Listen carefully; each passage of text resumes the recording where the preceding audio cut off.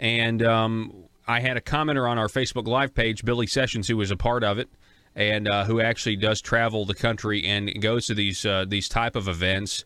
And so I reached out to him, and I want to just welcome to the program, welcome Mr. Billy Sessions to the program. Billy, thanks for coming on, sir. You bet. So just tell me, Billy, a little bit about, I want to get my head wrapped around, first of all,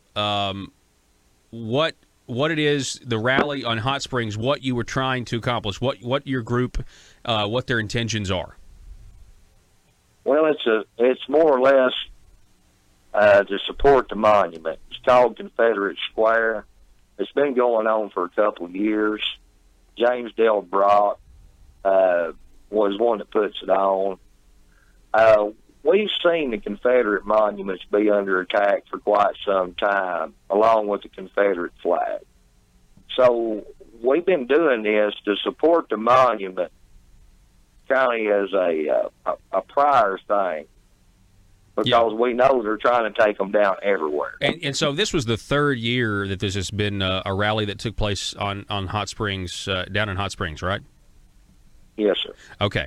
So it was for the most part, and I want to talk about Charlottesville here in a little bit, but I just want people to know what exactly went on in Hot Springs this weekend. I mean, I know it was mostly peaceful, but I also know that the Antifa people were there. The Antifa people were there, and I mean, how many of the counter-protesters, and were they dressed up like ninjas the way they are in the mainstream press? Oh, yeah. Well, we were coming back from Memphis. We'd been to Lexington, Kentucky at the monument there, swung by Memphis. We was on our way back to Hot Springs, and all this blowed up. You know, we have the event every month. So, I mean, we wasn't thinking nothing about it. We were on our way back to Hot Springs, and, I mean, Facebook went crazy. The rumor was put out that it was a KKK rally. Well, we had to come on and basically debunk that, because we're not white supremacists. We have no affiliation with any white supremacist group. So we had people, see Hot Springs, concerned. Mm-hmm. I mean, after Charlottesville, everybody's concerned about that type of thing, and we just had to clarify. And we gathered up with law enforcement and briefed them on what we were planning on doing, and they prepared for it. And we told them what kind of opposition we thought we would be facing. Yeah. And we were pretty accurate on that number. And there was 75 of us, roughly 65, 75, been throughout the day. And there were around 350, 400 of the left. You had Antifa, Redneck Revolt, BLM, and Black Panthers. Wow. And yes, they were dressed up like ninjas. Okay, so they were in the all black and the having their faces covered. I saw there in some reports it did make that there was one point where the Antifa people charged at you guys. Describe what was going through your head when that happened. Well, Paul, not a whole lot was going through my head. I've been to 11 of these things. And we were marching down the sidewalk. We were marching toward the monument. She was going to lay flowers on the monument, of all the fallen Confederate soldiers. And we were walking on the other side of the highway from where they were having their event. See, they had a permitted event down the road from us as a counter-protest. Okay. And there were about 350 of them there gathered, and when they seen us marching down the other side of the road, and it wasn't all of us, it was probably about 30 of us, going to the monument, they all rushed to the sidewalk, gathered about 50 of them, and they charged across the road with their fists reared back, hollering obscenities, and, I mean, they were coming on a full-blown attack toward us.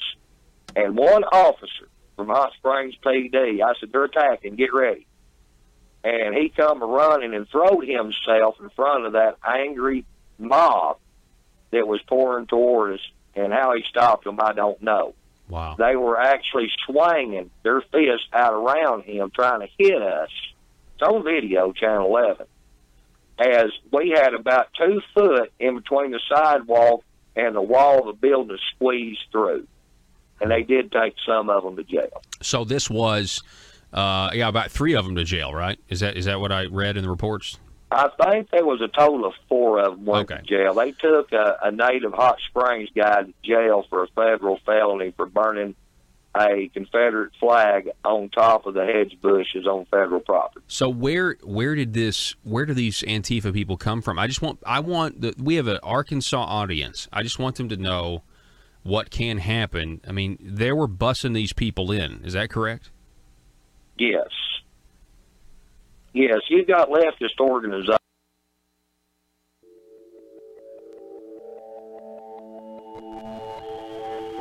The maintenance of a free society is a very difficult and complicated thing, and it requires a self-denying ordinance of the most extreme kind. It requires a willingness to put up with temporary evils on the basis of the subtle and sophisticated understanding that if you step in to do something about them, you not only may make them worse, but you will spread your tentacles and get bad results elsewhere. I think it's time we ask ourselves if we still know the freedoms that were intended for us by the Founding Fathers. We lose freedom here, there's no place to escape to. This is the last stand on earth.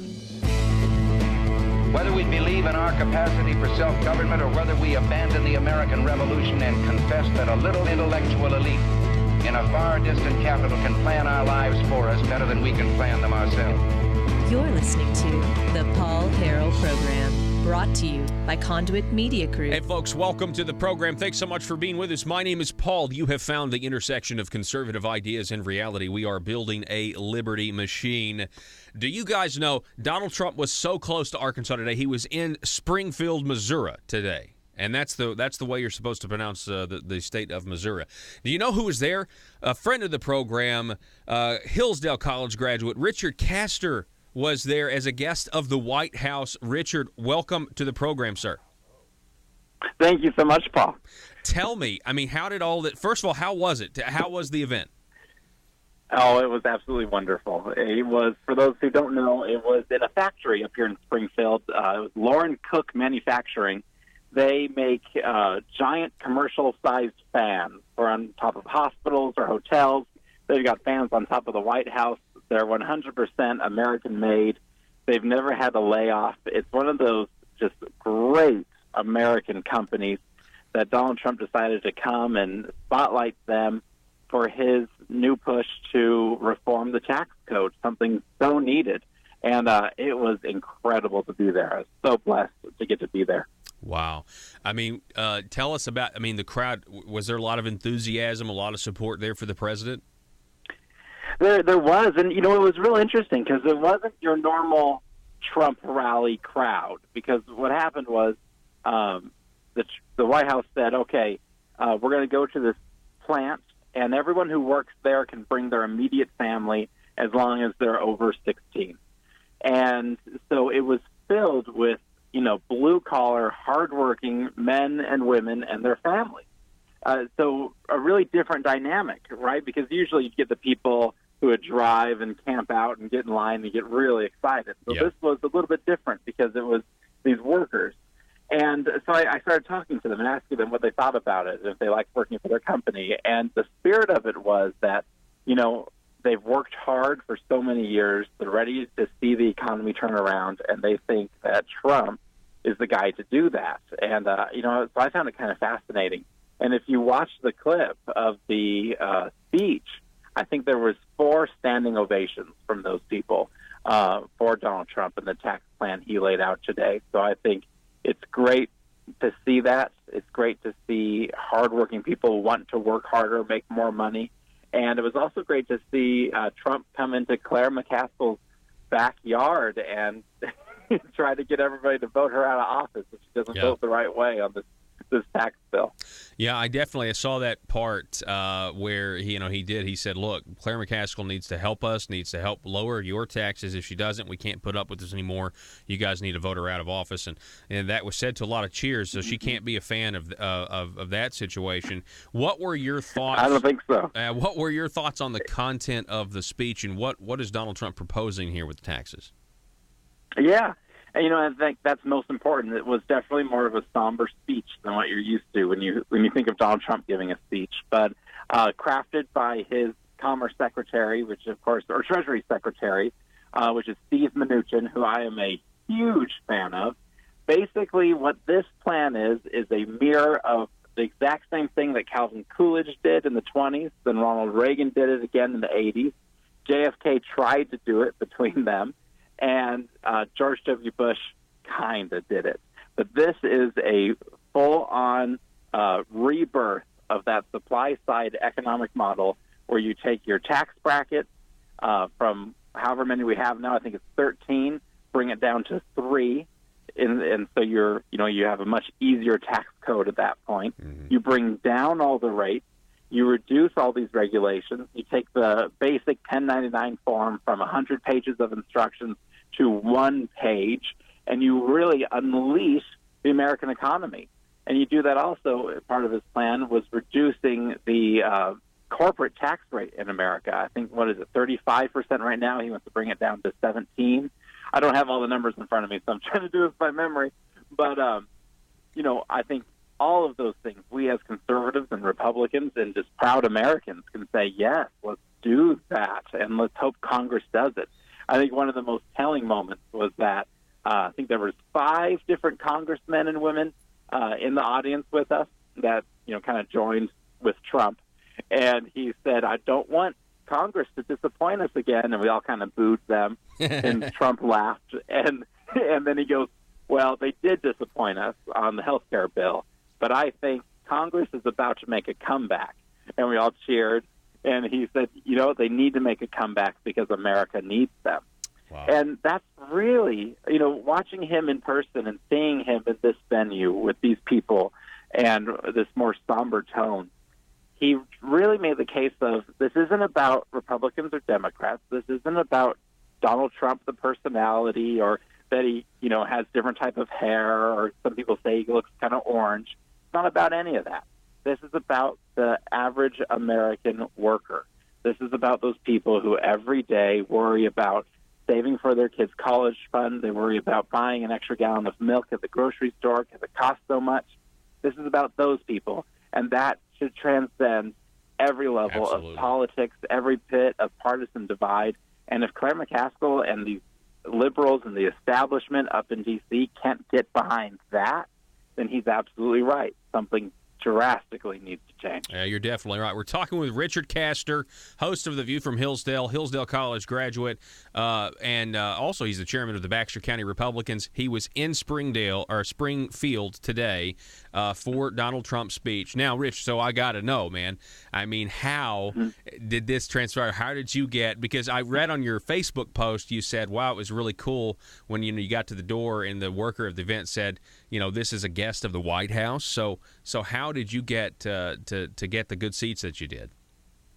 Paul, I don't even know. I had a great friend put in a good word for me, and I got to say that it's just one of those moments where you live in a great country and you work really hard towards something. You have a dream, and you can achieve that dream, right? No matter what it is. If you're a kid born in Mountain Home, Arkansas, and you want to get involved in politics, and you do that for a few years, only in this country can that happen, where you wake up one day, you get an email from the White House, and the next day you're 20 feet away from the President of the United States. I mean, it's more of a testament to this beautiful, beautiful country we live in and how hard work can do amazing things. I tell you, I was so humbled by it. I never use that phrase, being humbled, because I think it's kind of silly. But in this moment, it was that feeling of, I don't deserve this. So many people I know wanted to go to this rally, and to get chosen to go, just absolute honor. And I don't know exactly how. Well, I mean, I just think it's fantastic that you were able to go and, kind of give us a firsthand account. Now, are you still in Springfield right now? I am. Sitting in the shadow of the Bass Pro Shop right now. Probably going to head in there when we're done. Nice. That's perfect. And did you bring some family with you? Nope, they only gave me one ticket, so I had to come by myself. But okay. Well, next time he has a big rally, we'll get a whole bus to go. Okay, let's do it. Let's do it. Well, Richard, enjoy the Bass Pro Shop, and again, congratulations on everything. Thanks for calling in and giving us an update. We appreciate it. Thank you, Paul. We appreciate you. All righty. Richard Castor, everyone, was 20 feet away from the President of the United States. The phone number, if you want to call us or text us today, is 870-275-9799. That's 870-275-9799. And I guess we're going to take a quick break. We're going to reset. We're going to come back in just a moment. Don't go anywhere. You're listening to the Paul Harrell program. Back in a minute.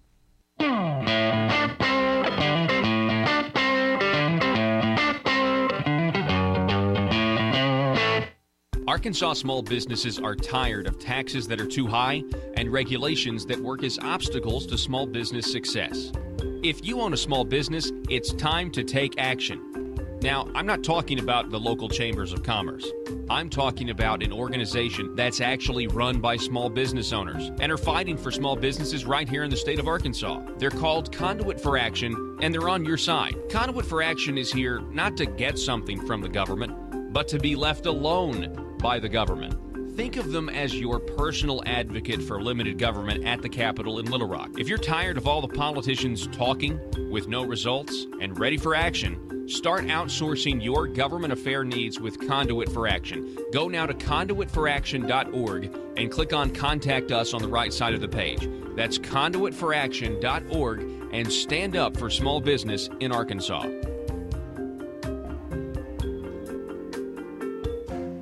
Do you need to advertise your business product or service, but not sure what the best choice is?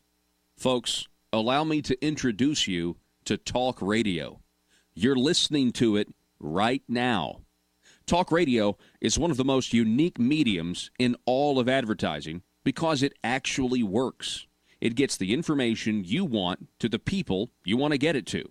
And by the way, those people are educated, well-informed decision makers of their household, and most of them have disposable income. If this is a target audience for your business, then you have to consider advertising on my show, The Paul Harrell Program. We have options for most any budget and can provide you with exciting opportunities to grow your business. We can put your message across the state, or we can help you locally. Call 870-275-9755 if you have any questions. That's 870-275-9755, or visit my website, paulharrell.com, and click on Advertise. It's a PHP parody. Hey, man, you got any of that marble rock? Yeah, I've got the hookup. Thanks. I need a fix real bad. I'm itching to grow some government. How much you need? I'm gonna need a taxpayer's dime bag. No problem, sir. 1 taxpayer dime of marble rock. Enjoy. Thanks, man. They don't call it Little Rock for nothing. Am I right? Did you know your state representative or state senator may be addicted to growing government? The drug is called marble rock, and too much of it will cause marble fever. Watch for the warning signs. Does your legislator suddenly display a lack of humility when faced with basic questions? Does he or she suddenly develop hubris and pride that was not present during the campaign for office? These are signs they might be smoking the terrible drug, marble rock. The solution? Detox. Vote for detox.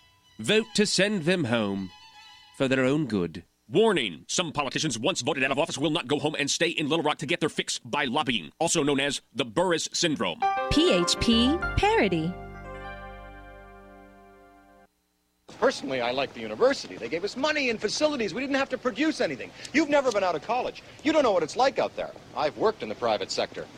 They expect results. All right, folks, welcome back. Thank you so much for being with us today. We cannot do the program without you listening every single day. The number to call us or text us 870-275-9799. That's 870-275-9799. We have, as we just talked to Mr. Richard Castor, who was there at the Springdale rally, we do have a little audio of what Donald Trump had to say. Just a little bit. I've kind of edited this down. Maybe the high points of the beginning of the speech for you to hear on this tax reform. And, I'm very self-interested here because I'd like a tax cut, wouldn't you? Take a listen to this audio that we have. It's in the VLC player. Sorry, Joe. My apologies. Thought that I had the audio. So here it is. Donald Trump, whenever you're ready, Joe, hit it. Take it away. We're here today to launch our plans to bring back Main Street by reducing the crushing tax burden on our companies and on our workers. Our self-destructive tax code cost Americans millions and millions of jobs, trillions of dollars, and billions of hours spent on compliance and paperwork. And you have seen what's happening with regulations. They're going fast. We need regulations, but many of them are unnecessary, and they are going fast. That is why the foundation of our job creation agenda is to fundamentally reform our tax code for the first time in more than 30 years. I want to work with Congress, Republicans, and Democrats alike on a plan that is pro-growth, pro-jobs, pro-worker, and pro-American. There is no more fitting place to launch this effort than right here in the American heartland, surrounded by hardworking men and women whose skill, determination, and drive are truly second to none. For many decades, Route 66 captured the American spirit. The communities along this historic route were a vivid symbol of America's booming industry. Truck drivers hauled made-in-America goods along this vital artery of commerce. Families passed through bustling towns on their way to explore the great American West. And high-quality manufacturing jobs lifted up communities, gave Americans a paycheck that could support a family. Mr. Cook is a great example of the people that do it. And today, a very appropriate day that this should happen, we just announced that we hit 3% in GDP. It just came out.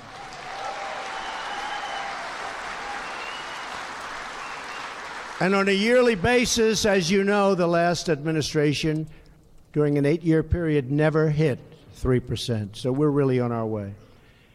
If we achieve sustained 3% growth, that means 12 million new jobs and $10 trillion of new economic activity over the next decade. That's some numbers. And I happen to be one that thinks we can go much higher than 3%. There's no reason why we shouldn't. So this is our once-in-a-generation opportunity to deliver real tax reform for everyday, hardworking Americans. And I am fully committed to working with Congress to get this job done. And I don't want to be disappointed by Congress. Do you understand me? There it is. Nobody wants to be disappointed by Congress at this point. Understand. All right, so there it is. That's just a few of the and he did go through and he talked about, hey, we've got to lower the corporate tax. He talked about how all of these, how we're failing internationally, how we have all of these other, well, the highest corporate tax rate in the developed world, how that's pushing all of these headquarters and stuff overseas outside of our purview, and we're losing all of this money. Yes, Joe, I see that you want to say something. Arkansas legislator, take note. If you want to save downtown businesses, this is how you do it. Not by raising taxes, but by cutting them. That's exactly right. Not by raising the revenue. Now, what's interesting, and we talked about this a couple weeks ago, Donald Trump did put out a tweet that seemed to try to endorse some sort of online internet tax, saying that, Main Street businesses are failing because Amazon's not collecting tax. Now, what he's referring to there is because Amazon is collecting tax, but the what's not being collected are the what are they called? The partners. The Amazon partners aren't necessarily collecting that tax, is what we figured out. Because I'll talk to some people who say paid the sales tax on Amazon that they're now voluntarily collecting.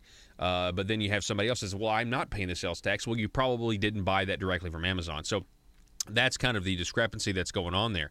However, the fact still remains. I mean, factually speaking, and we're talking in facts here, that ever since Amazon has been collecting sales tax in Arkansas, we haven't seen a small business boom. We haven't seen Main Street businesses all of a sudden. I mean, that's their argument is somehow giving the government more and more revenue is going to automatically help small business, and that nothing could be further from the truth. If anything, the crisis of revenue that Arkansas is facing right now, I was talking to a politician. I was talking to an elected politician yesterday that will remain nameless, but this person told me the reality of our budget is we need $100 million. Arkansas needs $100 million, and and where's that going to come from? People are talking about real tax reform. They're trying to get everybody's hopes up for real tax reform. Right now, if they're not going to cut government, just by itself, they need more of our money. That's why they went after it so hard. But the concept of saying, look, we're going to go after the internet and that's going to save small business is ridiculous because has anybody stopped shopping at Amazon since Amazon started collecting taxes here in Arkansas? And the answer, overwhelmingly, is no, you haven't. Because the internet is amazing and convenient, and you're going to continue to purchase from it because it's a new market, and it's really, really cool. By the way, you can buy our Liberty Machine t-shirts over at paulharrell.com.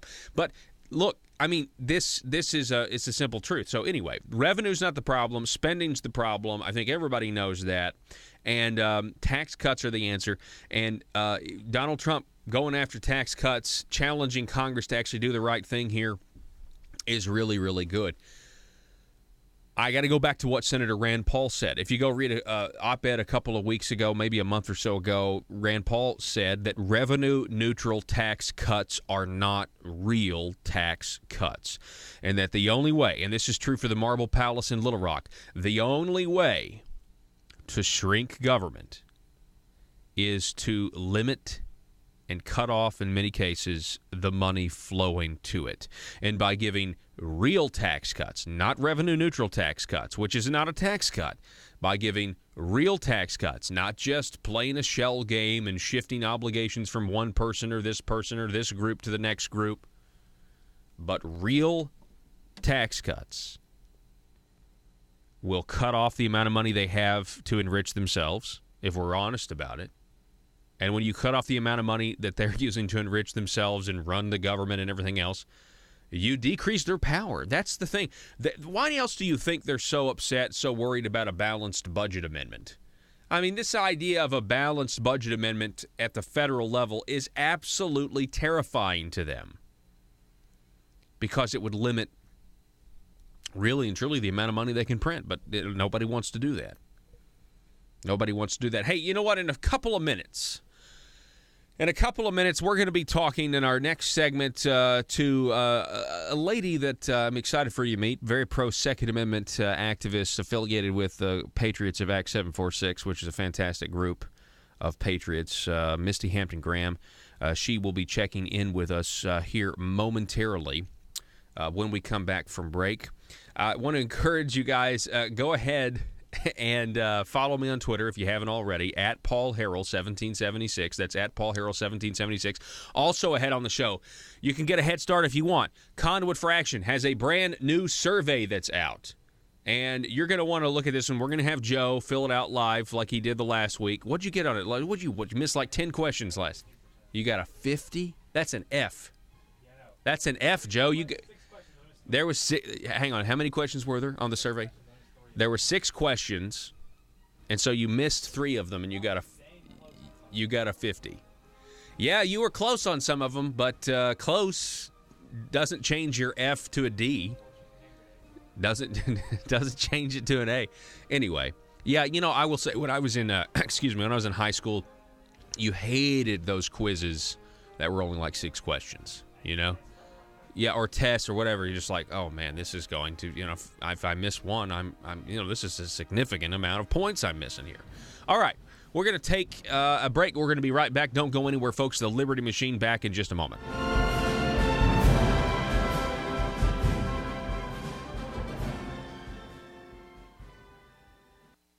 Paul Harrell, weekdays from 4 to 6.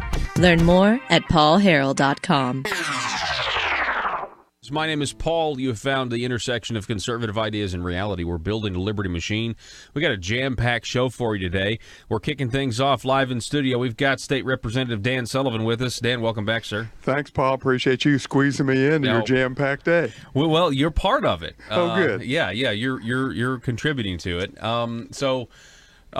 Let's just get this out of the way. What are you here for? I know you wanted to come on and make an announcement. Yes, I have. Am announcing my campaign, starting my campaign right now, my re-election bid, and I plan to run for the House again for House District 53. And go ahead and tell all your listeners where House District 53 is. Sure, that's part of Jonesboro, Caraway, Nettleton, Monette. It's the northeastern corner of Craighead County. There you go. And I've just had a great, be running for a third term.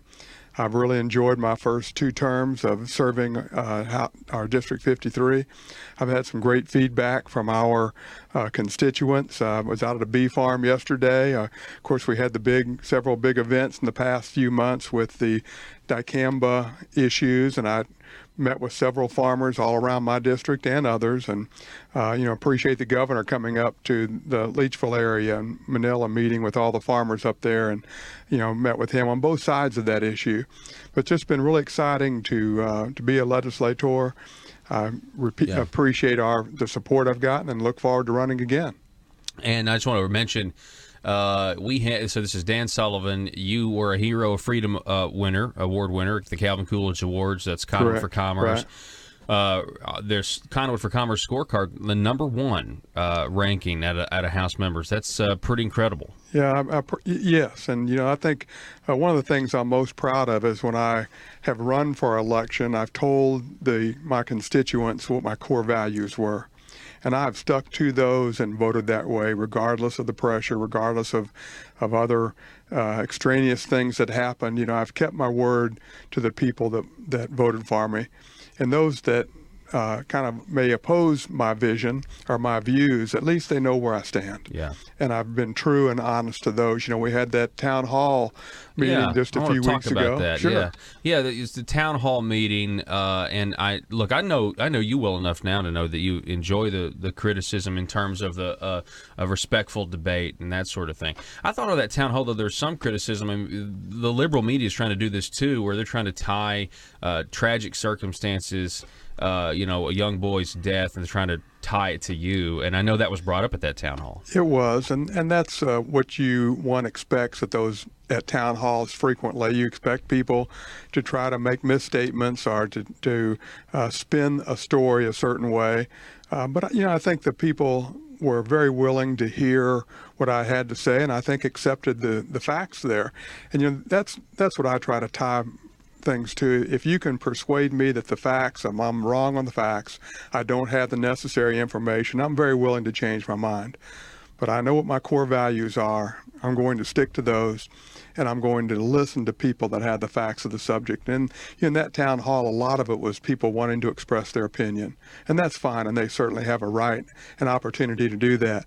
I got a call from a gentleman over in Black Oak the other day that needed his state representative, and I went over there and met with him and a couple of folks, and he had some significant issues out there with some neighbors and some other things. We talked about it, kind of worked through.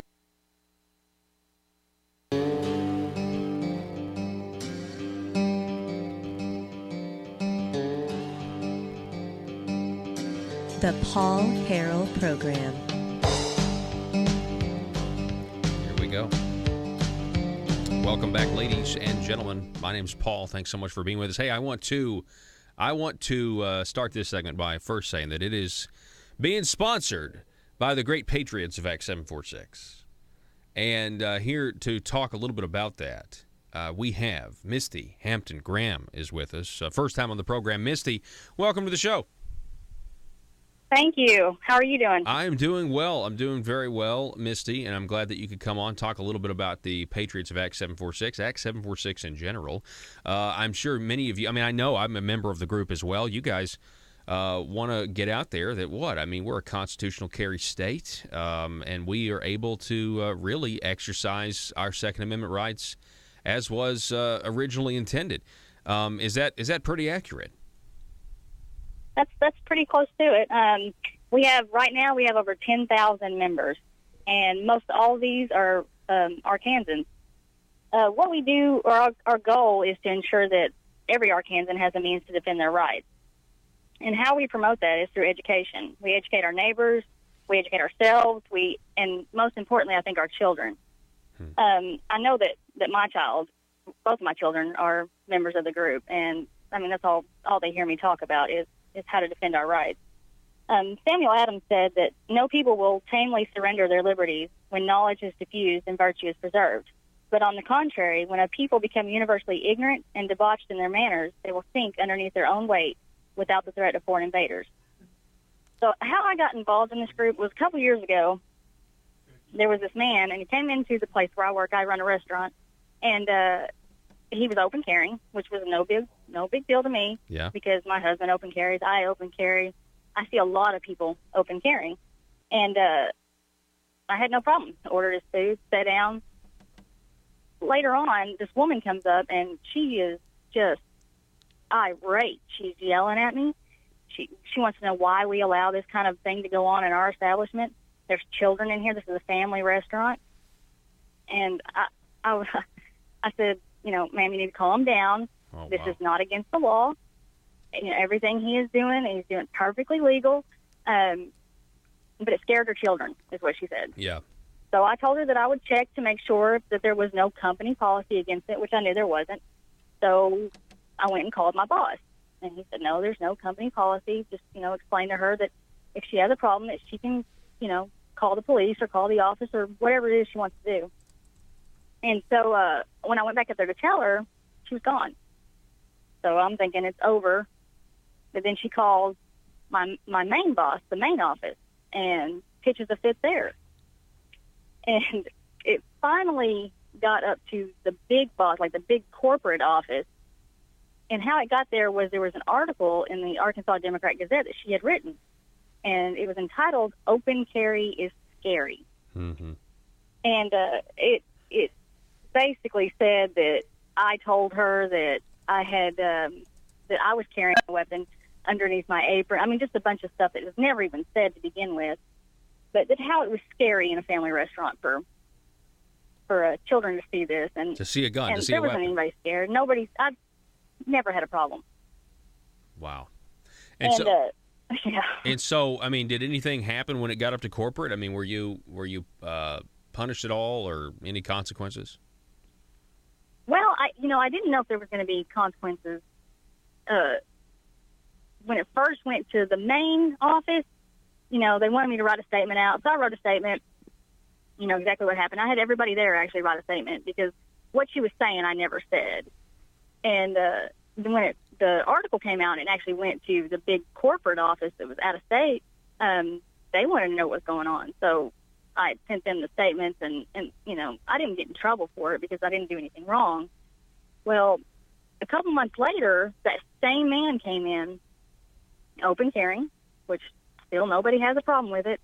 And I went out there and I introduced myself to him. And he said that he was a member of the Patriots Act 746. He handed me a card, and I was like, well, I didn't know anything about this act. I've never even heard of it. So he's like, join the group. And he's like, we have a meeting coming up. Come to the meeting. So I said, okay. So I joined the group, and I'm reading through this stuff. And these people are, intelligent.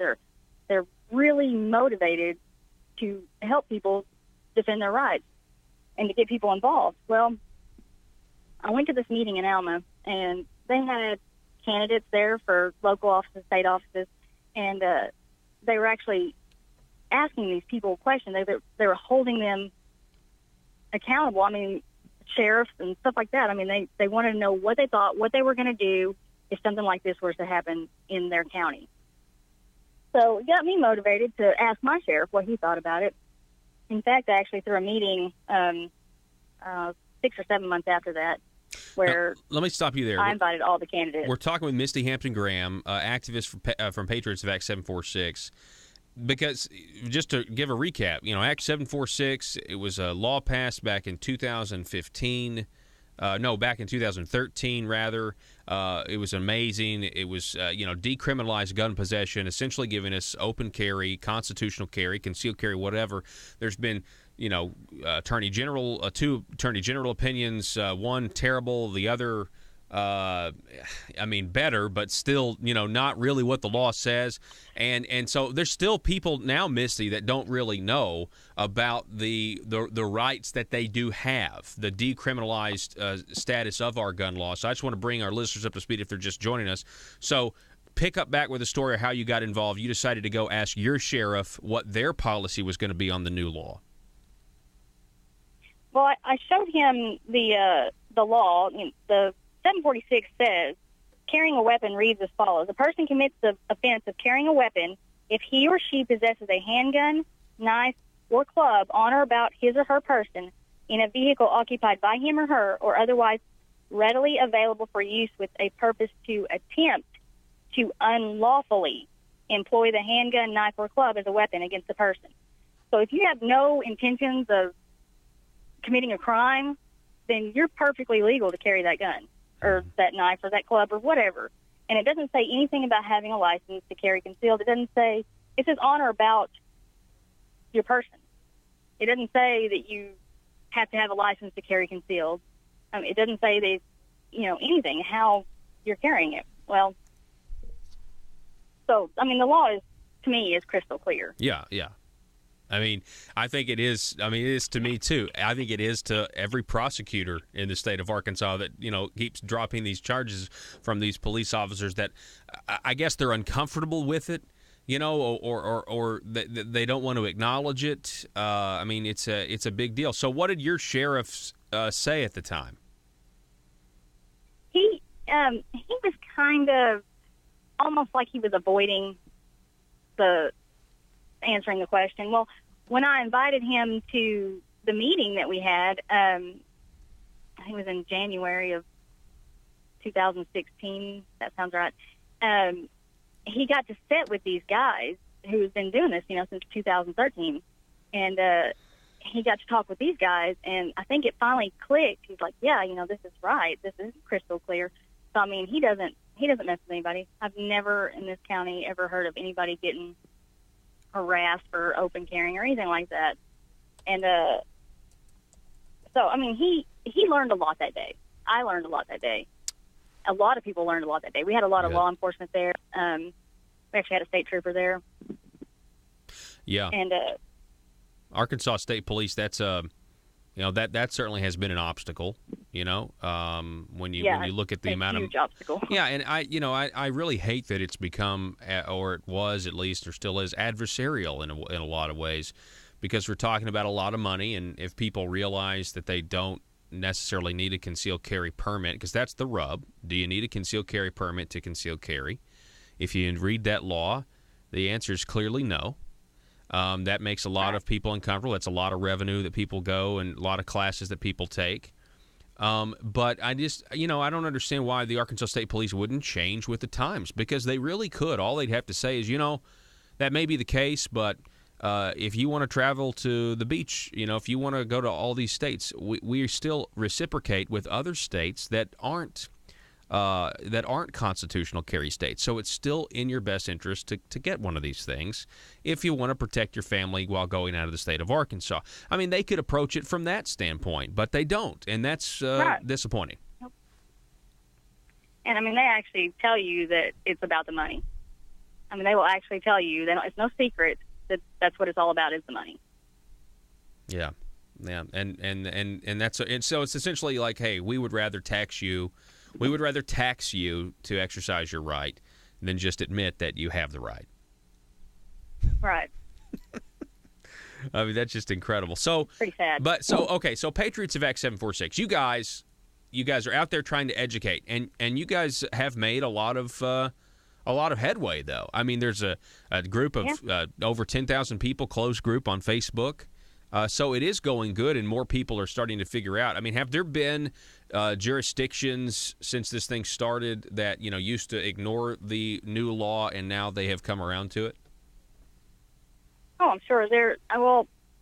All of the members, or not all the members, but quite a few of the members are starting to question people in their jurisdiction.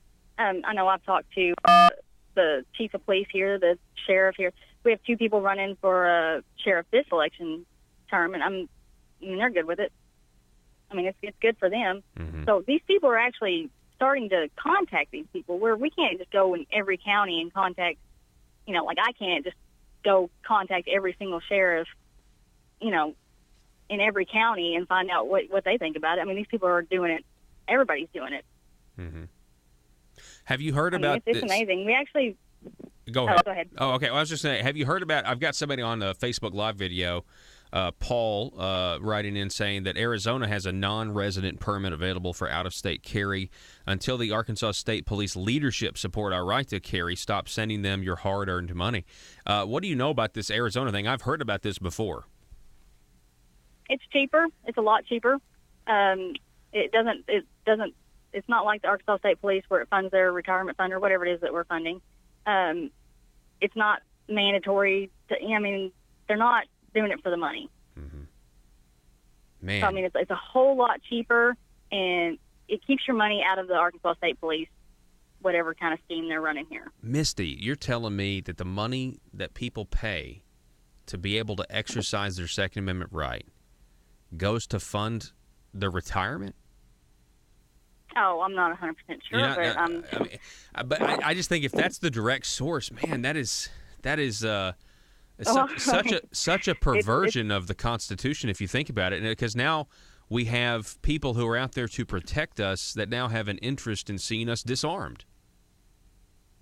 Oh yeah, they want to regulate. Control. Gun control is all about control. Regulations are all about control. I mean, it's pretty pathetic if you actually think about it. That it's what is it, over $200 to get a concealed carry permit here? Yeah, and then don't you have to pay for the background check? I mean, is it more than that? Because on the Facebook page we have Paul participating. He says that Arizona is a $60 license for 5 years. That's pretty cheap. That's very cheap. Yep. And, of course, Arizona's reciprocal with other states and things like that. Right. Were you pleased, though? I mean, were you pleased with John Payton? State Representative John Payton, he passed a law this last session that essentially reaffirmed Act 746. Are you familiar with that? I didn't hear you. I'm driving. I didn't hear what you said. No, it's fine. So, State Representative John Payton, he passed a law kind of reaffirming Act 746, saying that the Arkansas State Police could not change the rules and say, hey, look, if we catch you with if we catch you can open carrying with a concealed or open carrying and you have a concealed carry, we can take your concealed carry away. They seemed to try to correct that this past session, and it did not get signed by the governor, but it went into law without his signature. So there is it's not just some fringe group, is what I'm trying to say. There are now being direct legislative remedies being put to use by some of the good guys to try to clarify to law enforcement, hey, you guys need to enforce the laws on the books. Right. I mean, and they've actually said that, I know some concealed carry instructors have actually said this, that if you are open carrying and you have a concealed carry license, they will take it from you. And we've had people test that theory out, and they haven't taken it yet, and then they passed that law, and they can't do that anymore. Mm-hmm. But it still doesn't, they still won't say that you don't have to have it. Yeah. And that's just, and that's what's a shame. They still will not just come out and admit it. Because, I mean, I don't know. Because of the money. I mean, they might say, well, we don't want it to become the Wild Wild West. But, I mean, that's not going to happen. This has been This has been happening now since 2013, and it's been everything's been fine, and there's been more freedom. And do you agree with the statement, an armed society is a polite society, Misty? Oh, absolutely. Absolutely. Well, I mean, if you look at the statistics from cities like Chicago, places where guns are banned, I mean, everybody knows these. Chicago's gun laws are insane. I mean, basically you can't have one. And look at their crime rate as compared to, places that don't have those regulations. I mean, the crime rate is a lot lower in places that that realize that their citizens should be or can be armed, need to be armed. Mm-hmm.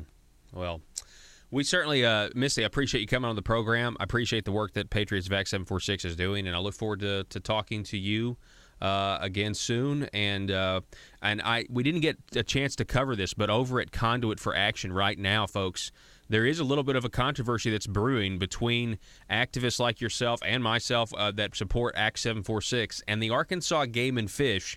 I mean, we talked about the Arkansas State Police, but if you want to, it's not just them. You also have the Arkansas Game and Fish, which is the most, they're the grand poobah of law enforcement that thinks they can do literally whatever they want to anyone at any time, at any moment, whether you're hunting or not.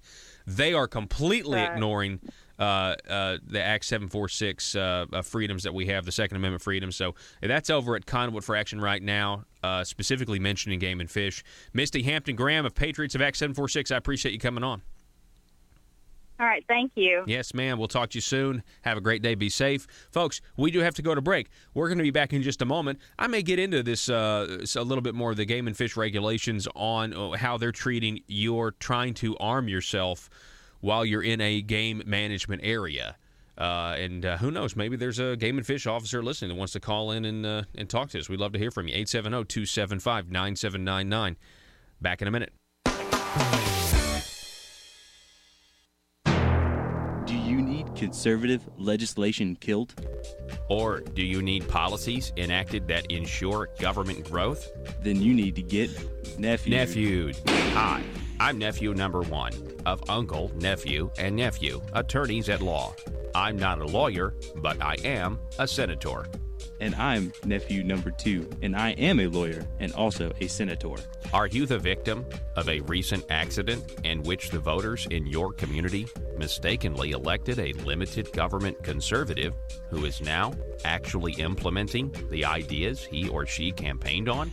That's right, nephew number 1. Don't be a victim of democratic elections any longer. At Uncle, Nephew, and Nephew, we are committed to killing limited government legislation and promoting bills that increase the size of government by using any tool at our disposal. Because sometimes the truth of the matter is, principles get in the way of pragmatism. Just listen to some of our great testimonials. Ever since I've been using the nephews, all my special interests have been served. As long as you make sure your contract says lobbying services are prohibited, then the legal services of uncle, nephew, and nephew are legal. Trust me, put the nephews on them. It came out of nowhere. I was blindsided last election cycle when my well-funded and paid-for politician lost to some grassroots limited government voters. But then I hired the nephews, and they killed all the conservative policies the voters wanted. I got nephewed. I got nephewed too, and so can you. Uncle, nephew, and nephew will accept compensation via campaign contributions. Put the nephews on them. PHP Parody. If you would like information about advertising or supporting the Paul Harrell Program and Conduit Media Group, call 870-275-9755. Join the fight against big government and advance the preservation of liberty by calling 870-275-9755. The Paul Harrell Program, brought to you by Conduit Media Group.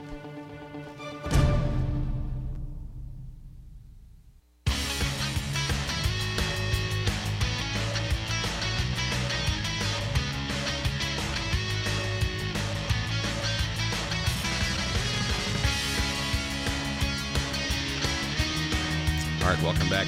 Yeah, so the headline, the headline over at Conduit for Action, a cloud over the right to carry a handgun, Game and Fish regulations. Matter of fact, during the break, I teased this. And we do have we have Gary on the line, Mr. Gary Epperson, who is a friend of the program, also a member of Act 746 or the Patriots of Act 746. Gary, welcome, sir. Glad to be. Thank you. Yes. So tell us, what do you know about this? What do you know about, because hunting season's going on or it's about to start, and there's a lot of people that want to have a sidearm with them. Of course, you've got Game and Fish now saying, that's not a thing that you need to be doing. So what are your thoughts? Well, this has been ongoing as far back as I can remember, and I'm 57 years old. But what the Arkansas Game and Fish is doing is trying to restrict a right in a wildlife management area. Now, they'll allow you to carry a handgun 5 inches or less. However, in the rural areas, the majority of the crimes that happen are with rifles. And what they are doing with this prima facie evidence is placing wildlife above the safety of the people, because if you're suspected of a murder charge, you've got more due process rights under that than you do under hunting. Okay. I see here, I'm reading, complaints are boiling over among some gun owners concerning the Arkansas Game and Fish. Let's see here. Does this really come down to the fact the Arkansas Game and Fish just won't recognize your right to, open carry or concealed carry on wildlife management areas? I mean, is that pretty much what's going on here? They will with a concealed handgun license. However, they will not any other way. But the thing is, we have FOI'd the staff notes, and in those notes, they have acknowledged Act 746, but they refuse to do so in public. They also refuse to tell the public that you can carry a rifle or shotgun, whatever you want, year-round on the national forest legally, as long as your activity doesn't include hunting. But they will not tell the public the law. But if you go out west for riding, horseback riding, whatever you call them, and they will recommend that you carry a weapon, long gun, or whatever you wish. Now, what happens if you violate the game law out there, you better be ready to ante up, because they're going to fix to lay it to you. But the people that carry a weapon because they want to, for safety, they leave alone. So we're talking with Gary Epperson. You're breaking up just a little bit. We don't have a lot of time. But what I did catch you say, okay, I caught you say that you have FOIA'd the Arkansas Game and Fish, and privately they completely acknowledge the right of concealed carry, but then publicly they just won't say it? Yes, that is correct. They acknowledge 746, and if they see somebody carrying under it, they tell them a happy day and send along the way. And that is from the previous colonel. I believe that was 2015 when I FOI'd that information. Yet they won't say it publicly. Why do you think that is? There's really no money on the line here. I mean, this isn't like the Arkansas State Police, is it? No, it's not. And a lot of it is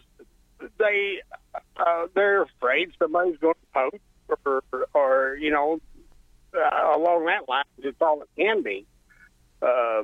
Because there's no money involved. And a lot of the places that I get into in rural areas, I don't even hunt it. But I spend a lot of time in the mountains and stuff. You ride into these camps or places like that, they're carrying rifles. They're not carrying handguns. And I told them in my Facebook Live, I will carry what I choose when I choose. If they want to cite me, go ahead. I'm ready to challenge it to the Arkansas Supreme Court. Yeah. Well, you know what? It really is there's all these rumors of big cats that the Arkansas Game and Fish will never acknowledge actually exist in our state. So I think they need to encourage as much self-protection as they can, You know about the cats that they won't acknowledge that are around here. True, and we have a few, but it's rare that you see them. But I worry more about hogs than I do the cats, Paul, especially horseback or what. Yeah, that's a good point. Hey, Gary Epperson with Patriots Fact 746. We appreciate you calling in, impromptu, giving us some more insight. It's up at conduitforaction.org, folks, this about Arkansas Game and Fish regulations versus Act 746. Gary, we're out of time, sir. We appreciate it. Thank you, Paul. All righty. Be safe, folks. We got one more hour of the Paul Harrell program coming up. We're going to take a government quiz when we get back. Well, Joe is going to take it. We're going to see if he does better than a 50%. He got not even like barely an F, like on a borderline D. I mean, that's 10 points below the D. We'll be back in a minute. Rush, Glenn, Sean, and Paul. This is Jonesboro's 1013 FM News Talk, KBTM. Paul Harrell, weekdays from 4 to 6. Learn more at paulharrell.com. Some of that. When I was leaving, the gentleman said, you're going to make my father roll over in his grave. And I kind of looked at him. I said, well, what's going on? And he said, well, when I called you, you called me back in 5 minutes.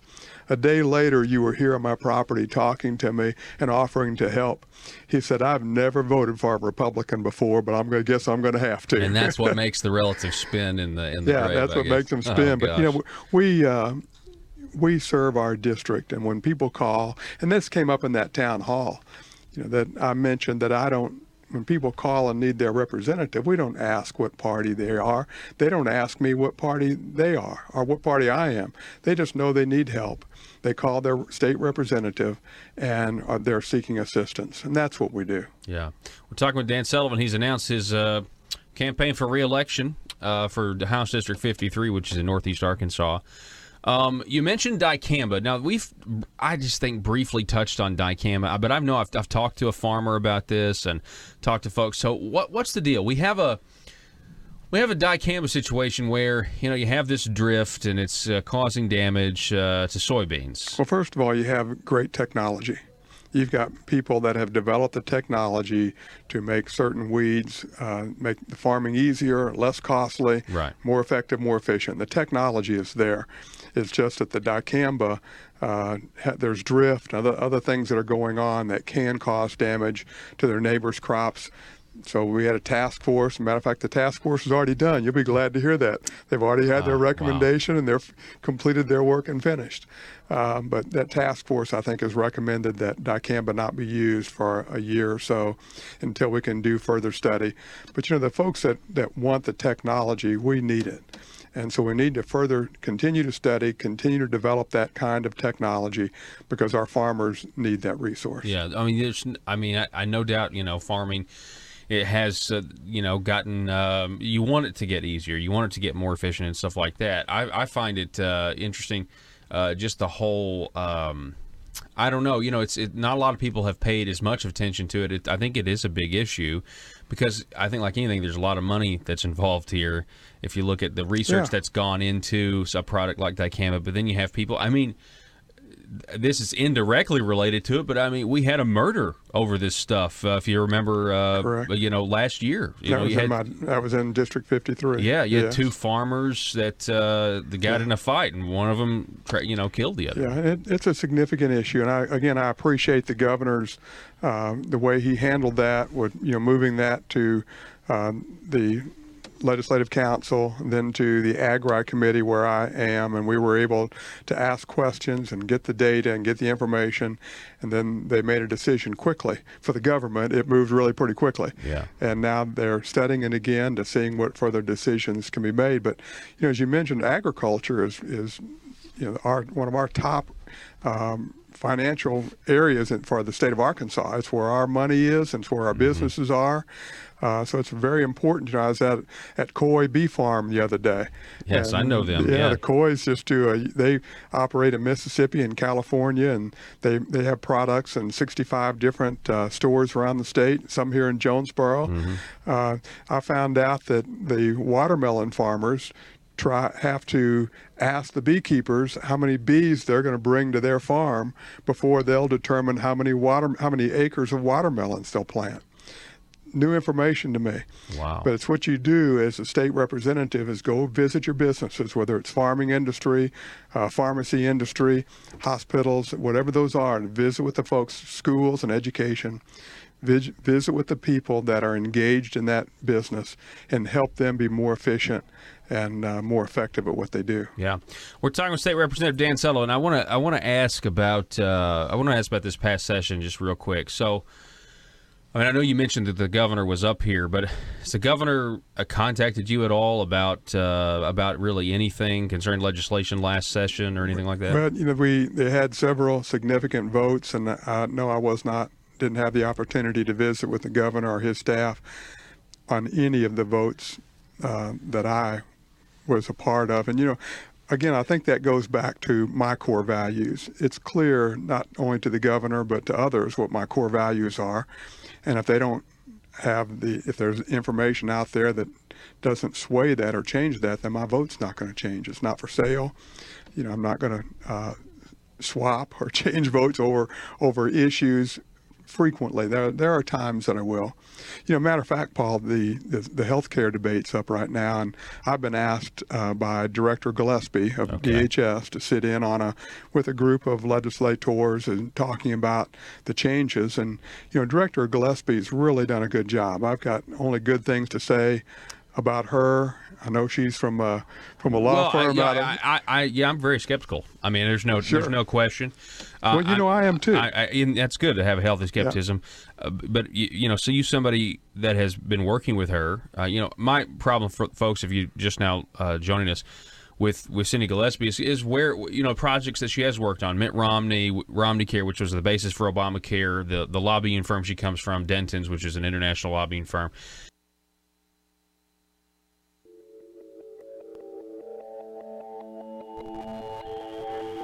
The maintenance of a free society is a very difficult and complicated thing, and it requires a self-denying ordinance of the most extreme kind. It requires a willingness to put up with temporary evils on the basis of the subtle and sophisticated understanding that if you step in to do something about them, you not only may make them worse, but you will spread your tentacles and get bad results elsewhere.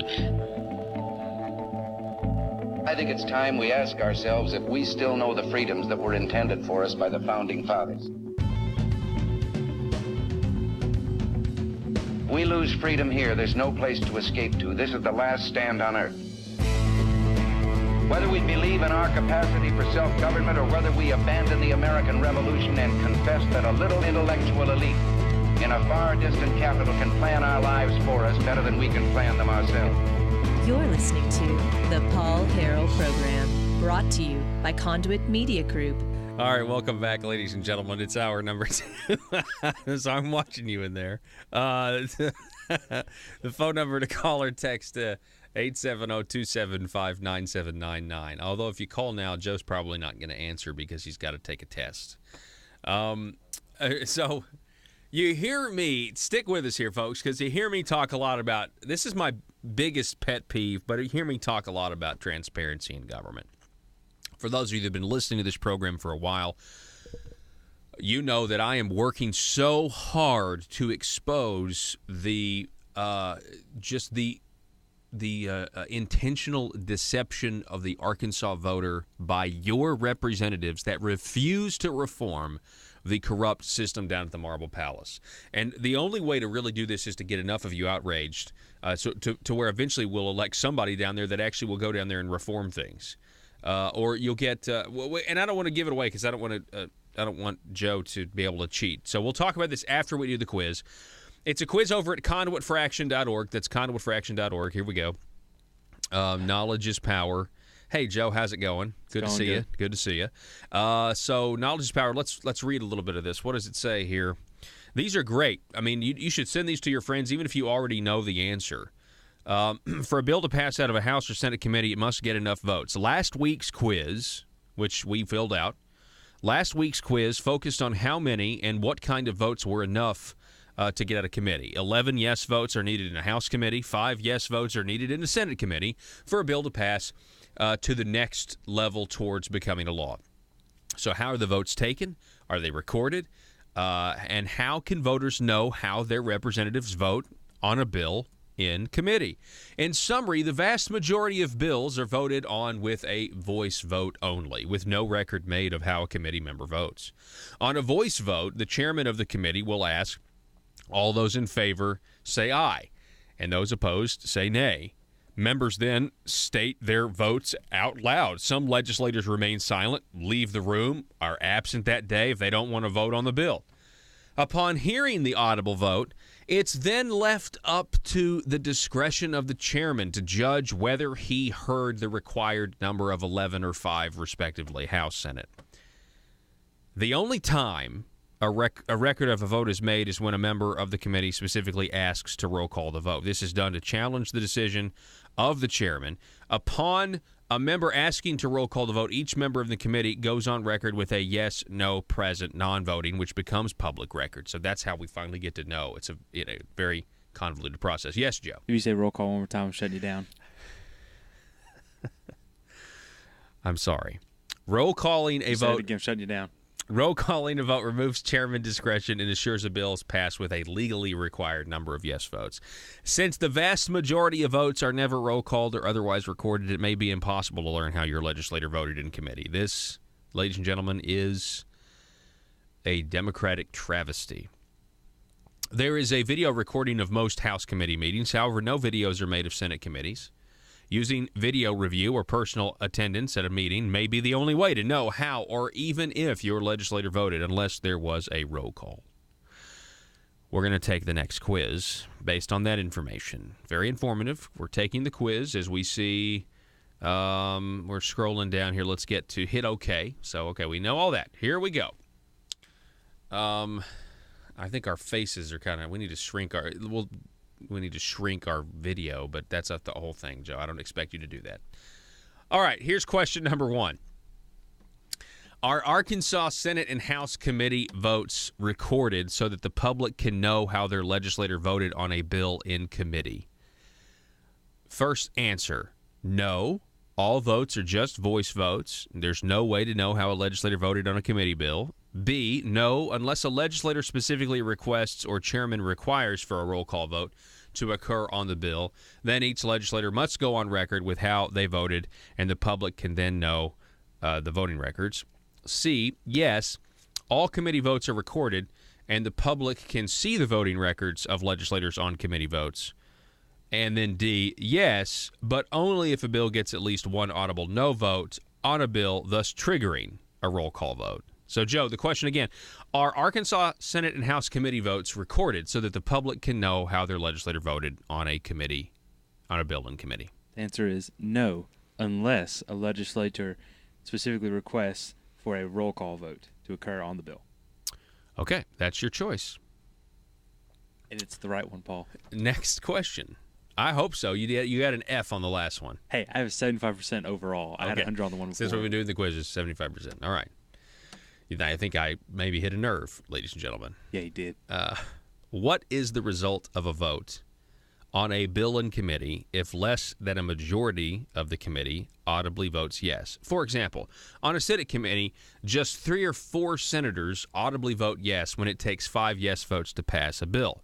What is the result of that vote on that bill? A, the bill is reconsidered on another day by the committee. B, the bill fails. C, how the chairman voted is the result of whether the bill passed. So if the chairman voted yes, the bill passes, and if the chairman voted no, the bill fails. Or D, the bill passes in this situation unless a legislator calls for a roll call vote on the bill to defeat it. What's your answer, Joe? Now this one's interesting because it's asking what does happen or what actually happens, because those are two very different things.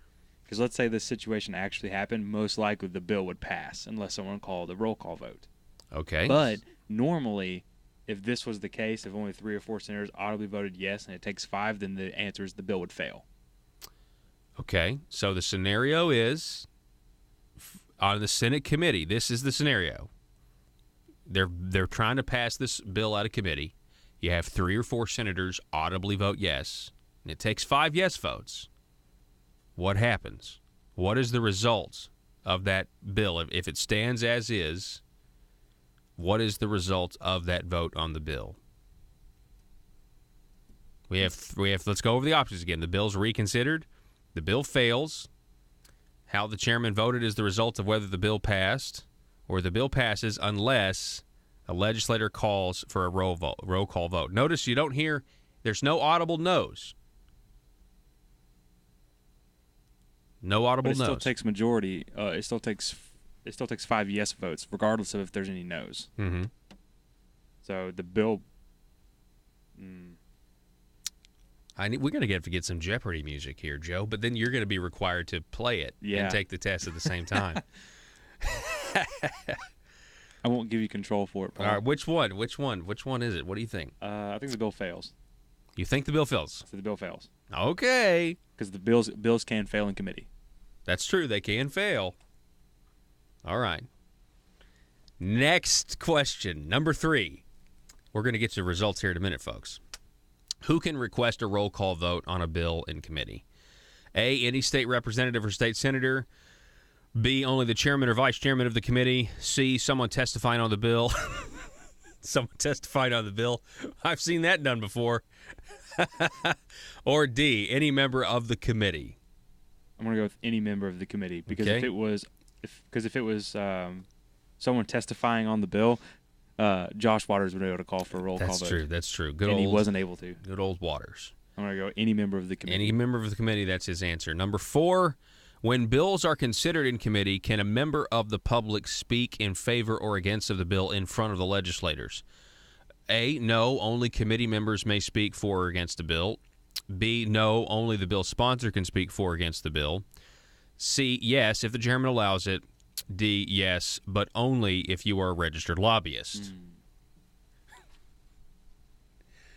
What is the answer there? So the first one's not correct. No. Only committee members may speak for or against the bill because Josh Waters did it. Okay. So the answer is one of the yes.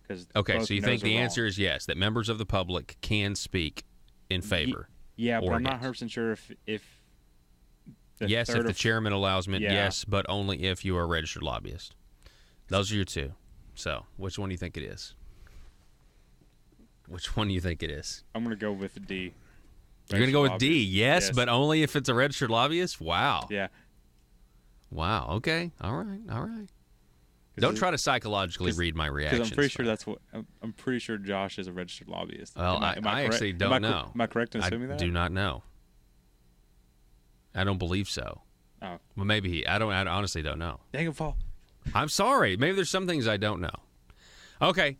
And then question 5. You guys need to do this. Have you subscribed to Conduit for Action's email list to get new surveys? I'm going back to change the answer.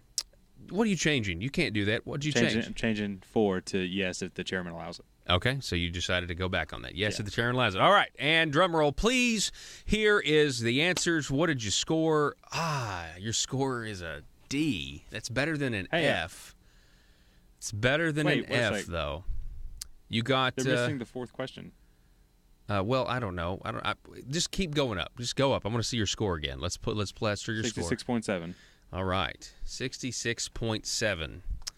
Our Arkansas Senate House committees. All right, so the answer here, I don't know why that other answer is missing there, but this is an educational effort. So, I want to know my actual score. You got the question. I'll tell you the answer to question 4. Is yes, if the chairman allows it. Okay, yeah. So I got a 75. You really, though, I'll tell you this. You actually, I love your skepticism, though. I mean, you went for the worst. Could you imagine if you could only speak for or against if you're a registered lobbyist? Yeah, if you're a member of the public. Yeah, can you imagine? Oh, man. I mean, yeah, but that would really be the soft tyranny that they want down there. Trust me, they want. They don't like it when citizens can go down there and make these guys look like a big government monsters. Well, let's put it this way. I'm pretty sure Josh is not going to allow to speak on anything or on anything that Joe Jett is the chairman of. We'll have to see. You say roll call one more time, I'm shutting you down. Exactly. All right. Question 2. Which ones did you miss? I missed question 2. Okay. Now, so this is what a lot of people are probably surprised. Yes, this is by. what I thought would happen. Yeah. So the question is a little misleading in my opinion. All right. And the reason why is because normally the bill would fail, correct? No, the bill passes in this situation. That's what happens. Really? Yeah. There's no audible no votes. That makes literally no sense. Well, yeah. It has to have 5 votes. That's the thing. That's the thing that this is pointing out to the people out there listening. How corrupt this process is. It requires 5 votes to get out of a Senate committee, and if only 3 people are even there, they can pass a bill on a voice vote. Well, yeah, I remember you saying that last week. But the thing is, if it requires 5 votes in general, and let's say 4 people, let's say the entire committee's there, and 4 people audibly say aye, but no one says nay, they pass it. The reason, that doesn't make any sense. Unless there's a roll. See, so the correct answer is the bill passes unless a legislator calls for a roll call vote to try to defeat it. Well, even then, that doesn't make any sense because when they're actually in the chamber and there's a vote, if you don't vote, that's as good as a no. Mm-hmm. Why doesn't it work the same way in the committee? That's a very good point. It's a very good point, Joe. You see, and I'm really glad that obviously, I know you listen to a lot of stuff I say, but I'm really glad that this is a learning experience for you because the purpose of these Conduit for Action surveys that are now coming out every week is to educate people on some of this absurdity. So hopefully to jostle people in to say, hey, this is how our state government is run, and it's wrong. It's not even debatable. It is black and white wrong. So just let me get this straight. Let me. So the point of committees is literally for all they do is recommend yes or no that you should vote for this bill, correct? That's what their job is. Yeah. Okay. So literally all they do is sit there and go, okay, we got 3 people here. All 3 of you say yes, we're good. We're suggesting it, regardless of and that's why they do voice votes. Yep. Is so that way it's easier to recommend things that they want. I mean, I've seen them, and that's just so stupid because it sways heavily in the favor of the chairman because the chairman can hear whatever he wants. Yeah, it's called selective hearing. I have it. Now they do have to have a quorum. Now, so I want to make sure I'm giving accurate information. They do have to have a quorum, and that's that can vary, but I'm pretty sure. I mean, I've seen bills pass when there's clearly not the amount of yes votes that they need to get it out of committee, but then there's clearly not a quorum as well. I mean, it has happened down there. That's just absurd. Yeah, there's no reason that should happen. I know, but it just makes these things. They want you to think that they're not legislating. That's their absurd claim. Their absurd claim is, well, because it's all legislative votes need to be recorded, and they're going to say, well, we're not really legislating here. We pass the legislation in the full chamber or the full House, the full Senate. This is where ideas go to. This is where big government goes to live. It's where small government goes to die. And if you could record every single one of these votes to where we know where every one of them is on the record, number one, you'd have less bad bills get out. But number two, you'd have a lot of bad bills that wouldn't even get written. You'd also have good bills that would pass out because you would force these guys to either specifically break their promises, which many of these guys would be exposed as specifically breaking campaign promises in the Republican Party platform. So it is the single greatest piece of legislative reform that needs to be done is to record all votes and to really shine some light and hold these people accountable. Let's think about it this way. So many bills get shoved through the chambers whenever they're in sessions. Like so many get shoved through the chambers each day that most people probably only vote on the committee's recommendation. That is what a lot of that. Yeah, of course. They say, "Hey, well, I talked to so and so. He said this bill is just to clean up some language." Well, yeah, like the education bill is to clean up some language. Well, no, he gave us Common Core. Yeah, that's exactly right. That's exactly right. It's only on most people only vote on the committee's recommendation because of the fact that there's so many bills that get shoved through during the day. They don't have time to read every single bill because some of those bills are hundreds of pages long. Yeah. We're going to take a break. Thank you, Joe, for participating in the survey. As always, folks, our telephone number to call us or text us. Let us know what you think, 870-275-9799. Conduit for Action here doing a great job of getting the word out. We're going to be back in just a moment.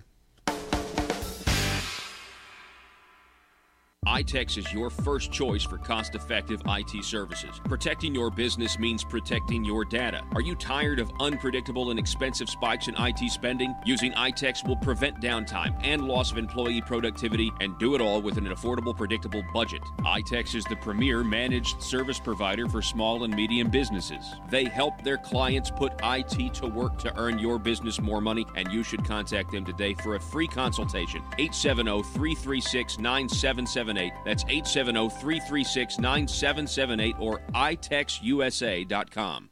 This is State Representative Dan Sullivan with a Liberty Moment.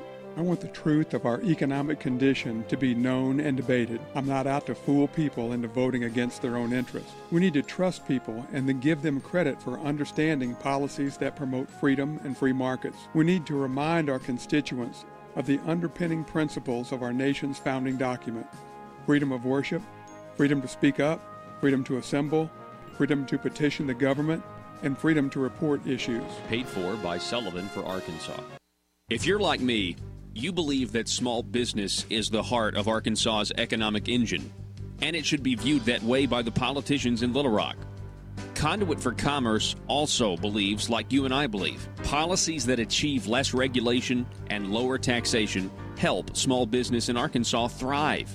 Other policies like small, constitutionally consistent government and reducing citizen dependency on government keeps it from growing and expanding its influence on our daily lives. Conduit for Commerce works every day to educate the general public and legislators on these important priorities in the name of Arkansas small business. By the way, contributions to Conduit for Commerce are tax deductible. Log on now to conduitforcommerce.org and click on Contact Us on the right side of the page. That's conduitforcommerce.org. Go there now and learn the facts on protecting small business in Arkansas.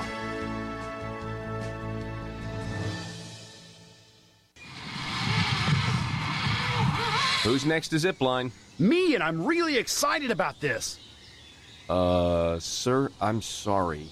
The Zipline has a 350-pound weight limit, and frankly, I do not think it would be safe for you.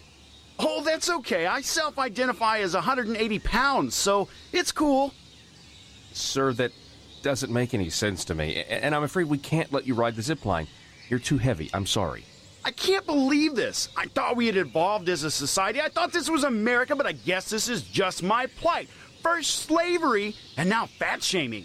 Sir, again, I'm really sorry. You listen to me. If you don't let me ride, not only will I sue this company for discrimination, I will sue you for damages because right now my feelings are so hurt and I feel embarrassed because I'm holding up the line. Wouldn't be the first time. Watch it, mister. Look, okay, I'm sorry. I just don't think it would be safe for you. You don't understand. I self-identify as skinny. So you have to let me ride the zip line. The Constitution says so. I get to define my own reality. Okay, fine, whatever. Ride the zip line. Mike, let this man ride the zip line. Thank you. Now watch as my self-identity trumps your bigotry. See you on the other side, racist. Here I go!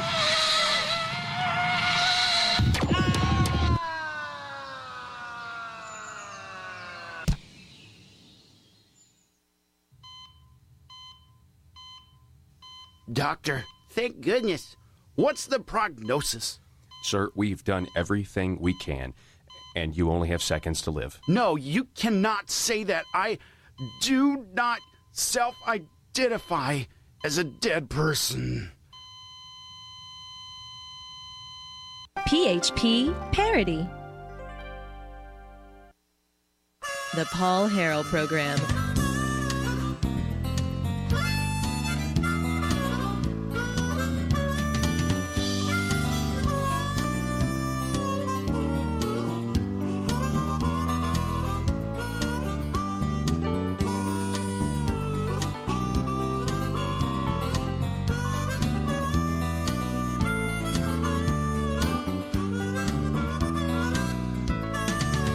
All right, welcome back. Hey, we're trying to pull up this cartoon. This is incredible. We have the Politico is now mocking Texas hurricane. Politico's Matt Worker mocking the Texas hurricane victims in a political cartoon. This is now the second day in a row We have the left now somehow angry. Essentially, it's this tinge of they are glad that a red state full of conservative-thinking people are going through this tragedy. We saw it with a supposed charity that, we gave them the twit of the day. We'll get to the photo next segment if we can show it to you, but it's a political cartoon making fun of white conservative Christians who are, what they say, taking advantage of the aid from the government. The left-leaning Politico website has taken a potshot at white Southern Christians in an insulting new cartoon depicting believers as stupid and still yearning for the secession of the South. It's just ridiculous. We're getting to the point where, it's the very reason Donald Trump won is the people who are in the media on the coasts. They really do think that the middle of the country deserves disasters. That we really do need the big government so that they can control us and social engineer us and to control how we think. Paul Harrell, weekdays from 4 to 6. Learn more at paulharrell.com. I kind of feel like she's here on assignment, but well, let us know. Let's assume she is. Right. Okay. If we have a good outcome, that's a good thing. I would agree if the outcome is good. Right. So tell us what direction this is all headed right now. There's nobody really entertaining the idea anymore that we're going to end Medicaid expansion, unless, of course, the federal government gets into gear again. Sure. Well, we could see legislation on that. I haven't seen it come up yet, but we could have legislation.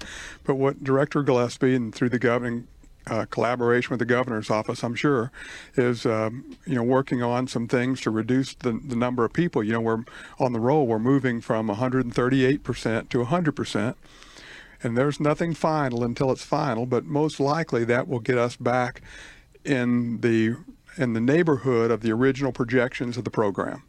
We originally did this in 2013, and back then we had some projections out there that 215,000 people. Well, then 225, then 250, but yeah. So there've been several projections out there, but the goal is to get us back in that neighborhood, and so we go from 100 to 100 and. From 138 to 100%, that's going to reduce that considerably. She's put in a lot of work on the work requirement that will be out there. And again, nothing is final until the federal government approves it. But I've seen some of the documents that we're working with now that are really encouraging for me. And although it may not go as far as I want it to go, we're moving in the right direction. So this conversation kind of started out about, what would I be willing to support in trading my vote? I want us to get moving in a better, more conservative direction. So if this legislation comes out that it does decrease the number, if there really are some true work requirements out there, while taking in consideration the obligation that we have to help the most needy, that can be a good thing. And we need to start moving in that direction. We haven't for several years. You're exactly right about that.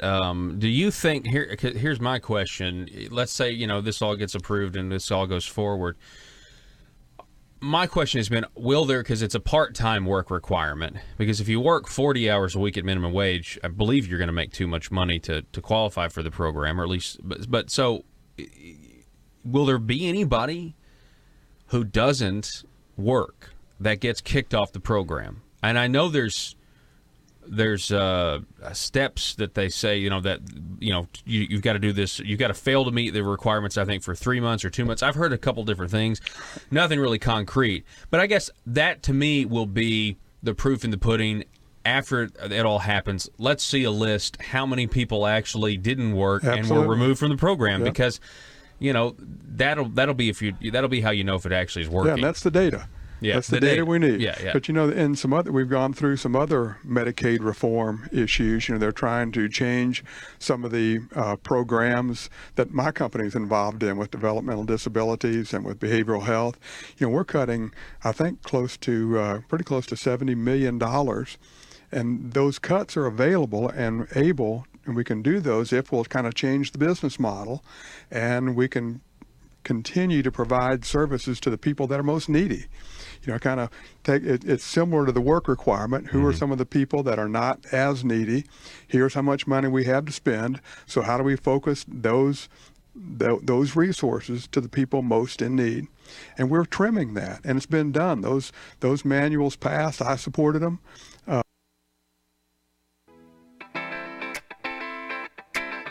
Fighting dependency on government so Arkansas can be the land of opportunity once again.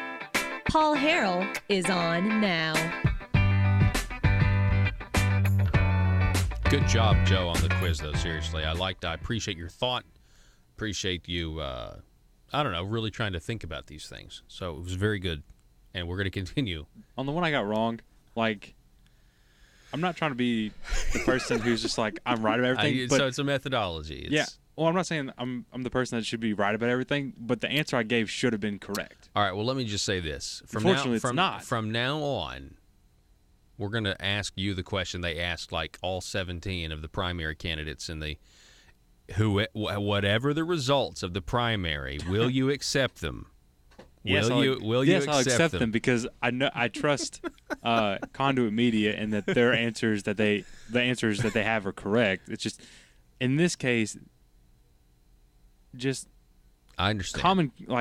Common decency dictates that the answer I gave should have been correct, whereas the answer that was correct shouldn't be. Mm-hmm. That makes sense? No, yeah, it does make sense. It does make sense. But anyway, yeah, you know what's funny about President Donald Trump and that whole thing? Just kind of refreshing this or rehashing this, is that they were saying all of that so that if Donald Trump lost, like they all thought he was going to, that he wouldn't run third party and ruin it for the Republican candidate. And that's where they're like, Now I know if you actually go back, Donald Trump said he would support the process, and then he said maybe not too. But whatever. I just think it was really interesting if you look at where things are now. And the only reason I say this, as somebody who was not a Trump supporter in the primary, I've said this before. I took it kind of hard when he was the nominee. But there's no question. If you just look at how Republicans and people on the left, there's no question that he doesn't represent the status quo. There's just no question about that. I don't think you can say that about Barack Obama. People thought that, but Barack Obama was a status quo politician. That's just not the case with Donald Trump. Whether you hate him or you love him or you think he's okay or you're giving him a shot, whatever. Just look at the reaction of those in the swamp. And for people that don't doubt, just hear me out. Don't doubt that the swamp is the swamp, okay? It really is. And it is down in Little Rock, too. Sometimes people call me and they want to talk about running for office. And I always take the call. I always want to talk, And I just will tell you this right now. There's a lot of times when I have these conversations, I know exactly. I have a gut feeling, and the gut feeling in many cases is right. I just can kind of tell, okay, if this person were to get in office, I don't think he understands how bad the problem is. And if you don't understand how bad the problem is, you're going to become part of the problem because you're not going to be guarded the way you should. You're not going to understand that basically you may go in with the best intentions of the world, but if you want to give these people the benefit of the doubt, and everybody wants to be nice, everybody wants to be congenial, but everybody wants to go down there and give this guy the benefit of the doubt. And you're just, a lot of business owners do this. You're a hard-working business owner. And you are, but you're not paying attention to Arkansas politics. You're not paying attention to shows like this as closely as you should. So you go in there, you give these people the benefit of the doubt, and you don't know any of the history about what they've done to get where they are. And you go in there, you don't realize it's bad as it is. You don't realize how large the problem is, and then you yourself end up contributing to the problem or becoming the problem, becoming a part of the, the Marble Palace, Davy Jones ship. And And sometimes I just have this gut feeling when, I'm just like, ooh. I don't know if you don't understand how serious the problem is, you have no business going down there. If you want to go down there because you want to have politician or state rep or senator in, front or behind your name or whatever, you have no business going down there. And it's hard to ferret these people out. It's getting harder and harder because they're being dishonest and they're not running as Democrats anymore. They're now all running as Republicans, and our primaries are now general elections across the state in many cases. It's harder and harder and harder to distinguish who the good guys are. And then when you do have a Republican who's saying the right things, he may be lying to you. If he doesn't really understand how bad the problem is, he may not be lying to you, but he is not going to go down there and do the hard things, especially as a freshman, because it's like, it's a really wide world in there, and I'm just trying to learn, and I don't want to make anybody mad, and blah blah blah. And then some of them want to lie to themselves and convince themselves, well, this is the best way I can serve my constituents. This is the best way I can do it, by kind of, not making giant waves and that sort of thing. And, there's something to be said about that as long as you vote correctly, as long as you don't vote to grow government. But it's the guys that want to go down there and not make waves, and then they vote to grow government and expect that's when it's just like, okay, you're all talk, buddy. You're all talk.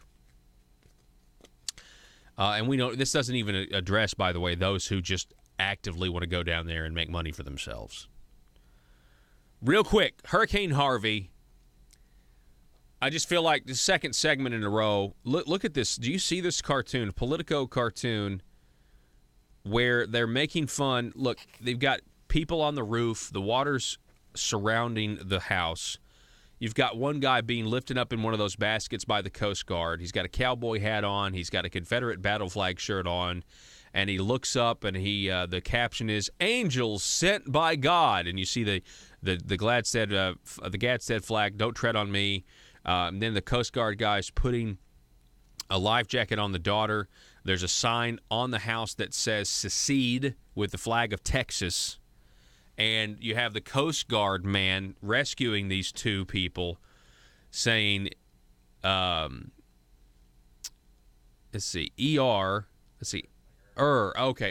yeah. So he says, "Angels sent by God," and the Coast Guard's like, actually, Coast Guard sent by the government. Probably the most pretentious cartoon I've seen in a long, long time. It just presumes such an elitism, such a level of superiority. And this is what the coasts think of flyover country. This is what they think of you. They're just making fun of people's faith.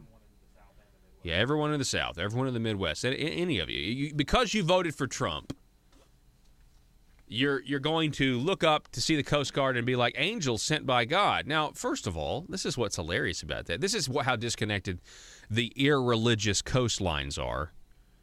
Is that actually might be what somebody would say, that the Coast Guard's being used by the hand of God to save them.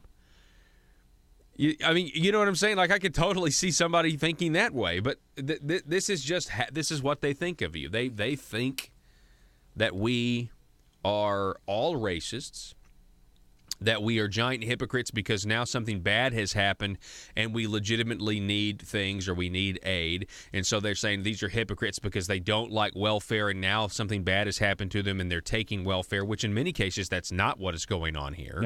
No, they actually need help. Whereas that's exactly right. They actually need help. Like someone to literally go down there and help them. Whereas those who are on welfare don't actually need help. They just need to get off their butts and go get a job. Yeah, and that's the issue right there, is that people who are on the right have no problem. Like, for example, I got no problem with society helping those who truly can't help themselves, those who are supposed to be on welfare, not the people, because not everybody on welfare doesn't need it. There are some who, in the case of Arkansas, we've got a waiting list who people are not getting care, who are developmentally disabled, and they desperately need care. People have died on this waiting list. and we're giving welfare to able-to-work adults and Medicaid expansion. The priorities in Arkansas are completely out of whack for as liberal as John Brummett and Asa Hutchinson and as big of hearts as they want to claim they have. They are, principally wise, operating in a system where they are morally bankrupt. And they are abandoning the triage mentality of who really needs help. And it's not quite a triage, but you know what I'm saying. Let's help those who truly need help. Let's save those who truly need saving. Oh, you're done? You don't have anything else? I thought you had something else, Joe. Okay, all right. Well, anyway, this is what they think of you. Is this, very, very sad picture cartoon. Well, best bust out my cowboy hat and my boots and my Confederate flag shirts, all of them, all 700 of them. Because I look at you, Joe, and I think, wow, I think you're a son of the Confederacy. That you just give off that image. Anybody that knows Joe knows that that's not the case. I'm really being sarcastic here. The Johnny Cash song, I forget what it's called. I think it's called Patriot Song. Yeah, I'm a flag-waving patriotic. That one, yeah. That's how I feel all the time. Yeah. Flag-waving patriotic nephew of my Uncle Sam. A rough riding, fighting Yankee man. Uh-oh. Somebody, I was reading this thing today about how, why do we need the New York Yankees? Don't they remind you of the Civil War? Don't they remind you of the divide between North and South? And that's going to trigger somebody eventually. Yeah, it's going to, eventually we're just going to get rid of it all. And the first thing that's going to happen is every New Yorker is going to sit there and pull out every weapon they have and go, "You're going to fight me for the New York Yankees." Yes, that's true. The Yankees. At that point, the liberal New York would be like, the Brooklyn would come out. There would be someone who would say, "Oh man, the Yankees need to change their name," and literally every person in New York that's either living there currently. The Mets fans would be like, "Yeah, that's a great idea." Yeah, and all of the Yankees fans will literally be like up in arms. There will be riots in the street because they're forcing the Yankees to change their name. The New York Yankees. Prosecutor. I think even the New York media and the liberal media up in the Northeast will be like, we're going to go hands off on this one. They're trying to rename Roosevelt Island because FDR is a white, even the question is the media going to pay attention to that kind of stuff? At some point, people are going to be like, this is crazy. Now, I have to bring this up, and I can't help it, but, you folks that thought it was a good idea to separate Martin Luther King Jr. Day and Robert E. Lee Day are partially to blame for this idea that appeasement is going to work to try to heal us. That editing and sanitizing history is going to try to heal us. You're just exposed. I'm not saying you're responsible, for other people's actions. I'm just saying you're buying into a false narrative, which is what I said from the beginning. It's a false narrative that you've got to do this to prove something, but Asa Hutchinson and others, they wanted to prove something. I still don't really know what it accomplished, because now they're coming for the Confederate monuments. Now they're coming for the Confederate star on the Arkansas flag. So, what do you think it was going to just end there? Oh yeah, the media and all the Antifa. You know what? Arkansas Republicans aren't racist, and it's going to make the mainstream headlines, and everything's fine, and racism. That's not the goal here. The goal here is complete destruction of this country as we know it. The goal here is to completely lose what the idea of freedom is. The goal here is to condemn future generations to have to reinvent the wheel of what freedom is underneath a tyrannical system. And I don't think if we let it to get that point, I don't think that they'll reinvent it. And here's why. Technology. We are fast developing the technology to enslave ourselves in a way where the government will be able to completely and totally monitor every single thing that's going on. In many cases, it already is with Facebook, and you have people who are like, hey, going on vacation with my family and all this other stuff, and they're giving these updates, and the government is just collecting all of this stuff. Oh, yeah, I just had a bowel movement. I mean, That's how bad it is sometimes. And you know, this is crazy that people are voluntarily giving up so much of their privacy. And look, Facebook is a very useful tool to. We're broadcasting on Facebook right now. It's a very useful tool to get out information and things like that. But I will tell you this. I mean, it would be. I've said this many times. If it wasn't for this program, and needing to communicate with folks, I would seriously consider not even having a Facebook or some of these digital platforms. Now, at the same time, then I would be cut off from a lot of the valuable information that I need. So it's such a balancing act. But if you really think about what the internet is becoming, I mean, in the name of eliminating risk, by putting a camera on every street corner and every home and every bedroom, you could claim, well, we're eliminating risk, we're keeping the people safer. And liberty contracts, it gets smaller and smaller and smaller. You have now people that want to control what thoughts that you think. I mean, that's obviously what they want. It's not just, I mean, the concept of, well, you are living your life, and I'm living my life in a different way, and we can coexist, but my rights stop where yours begin, and we're going to kind of go about our separate ways. That is not what the left wants. The left wants you to affirm them. The left wants you to totally agree with them. They want you to heartily approve of them. That is what we're facing here. It's a totalitarian of thought. They don't even want to go to bed at night knowing that there's somebody in America that disagrees with them. That's not to say that they're being forced to listen to the disagreements, but it is a weird, strange, totalitarian, and it brings you to a place where liberty no longer is, and future generations don't even know about individual rights. They only know what the state tells them. They only know what the popular thought is. Think of how many popular things have been throughout history, the most evil things you can imagine. That's where we're fast heading. And we don't need to get to that point. And it starts with just not having the proper perspective. I don't suspect the motives of the people that supported the Robert E. Lee, Martin Luther King. Like, they never even thought about they're not even thought about going as deep as I'm going right now. But you understand, it starts there. It's so cliche to say it's a slippery slope, but that's exactly what we're dealing with here. You have to understand the goals of the left. What are they actually? What's their end game? Their end game is not to just stop with, oh, great, Robert E. Lee, Martin Luther King in Arkansas are no longer celebrated on the same day. That is not their end goal. They're ripping heads off of Abraham Lincoln. It's much deeper than that. We have to take a break. Back in a minute.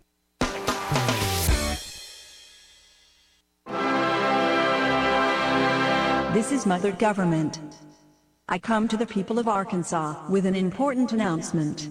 In disloyal circles, some are questioning the scope and size of government and telling the people government programs should not waste the labors of the people under the guise of taking care of them. This is a thought I must correct. People of Arkansas, you should not believe everything you hear unless it comes from a government source. Let me, Mother Government, set the record straight. You know you can trust me. After all, would your own mother lie to you? You should know the brand new, terrific program known as Arkansas Works has nothing to do with the old, bad program known as the Obamacare private option. Arkansas Works is good. People who say otherwise are bad and are seeking to undermine my collective vision for progress. If these groups continue in their criticism, then you should question their party loyalty. Tell them to quit focusing on this single issue. And then remind them Mother Government says the future of Arkansas depends on this single issue. In my next address, I will discuss the need to prepare your fellow citizens for the next round of revenue gathering that will be needed to continue funding my motherly goals. This message was brought to you by our partner, Aristocrats, serving Arkansas. Thank you for listening, and remember, from cradle to grave. PHP Parody. This is Mother Government. My people, the promised revenue gathering to fund my motherly goals, such as the Arkansas Works, Obamacare, private option has commenced. I have asked my representatives and senators to execute my will concerning new revenues from the tires you use to drive on my roads, the candy and sodas you consume and purchase in my stores, and the digital products you download on my internet. Your sacrifices and tributes, which are owed, display a measure of obedience, but there are still collectible sacrifices I require from the people to increase the work and size of our great government of Arkansas. There are 2 matters left unresolved. 1. I require a general tribute for all purchases made on my internet. Not just digital products, but all products. My dear children, there are those who would thwart my motherly goals of progress. If you see them, please combat their misguided notions of freedom by using phrases like mom and pop, and tax cheat. 2. I still require more revenue sacrifices concerning your consumption of my gasoline. I require your undying loyalty on the subject. Subjects, in conclusion. More revenue is good. Static revenue is bad. This message was brought to you by your stewards, aristocrats serving Arkansas. Thank you, my children, in advance for your required and expected obedience that keeps society safe and prosperous. And always remember, from cradle to grave. PHP Parody. And welcome back. Hey, real quick, I didn't get to this. I wanted to get to this last segment, but I apologize. I kind of got on a soapbox a little bit. Over in Sebastian County, there's a prosecutor in Sebastian County by the name of Daniel Shue. Now, last week, we had on Fort Smith attorney Joey McCutcheon. And Joey detailed that he had found yet another reason to sue and filed another lawsuit against the city of Fort Smith because they were violating the Freedom of Information Act by communicating back and forth via email about what they were going to do, as a public institution, how they were going to combat certain things. And what they found was just really willful violation, scoffing at the idea of transparency and them needing to perform their official duties in the light for all to see. So the prosecuting attorney in Sebastian County, Daniel Shue, has now said that Fort Smith city officials are in fact in violation of Arkansas's public meeting law by discussing city business via email. He has now said this. Fort Smith city officials are in violation of the law, but he has also now said that he will not file criminal charges. So he's not going to charge any of the city officials for breaking the law. Instead, Daniel Shue is warning that any future infractions, that he will take further action, which I don't know. He didn't. According to the reports, I don't know if that means he will file charges if there's future action, or because who knows? This may be repeated, and this may be probably going on all over the state. All local governments are probably taking advantage of this. According to the Gazette, Daniel Shue did not say in his letter why he's not going to file charges. Well, can you imagine? I was talking to, I had a source call me, text me that there's just a lot of politics involved here. Oh, well, of course there's. I mean, that's what this is. Of course there's politics. I mean, why in the world? Why go to the trouble? I mean, maybe to try to shake some sense into people. I get it.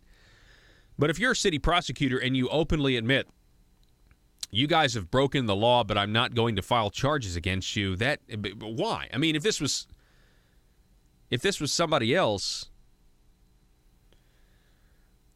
I mean, if you were not a city official and you had, regardless of what had happened, but do you think? I mean, if he comes to believe, hey, this person broke the law, I'm going to go.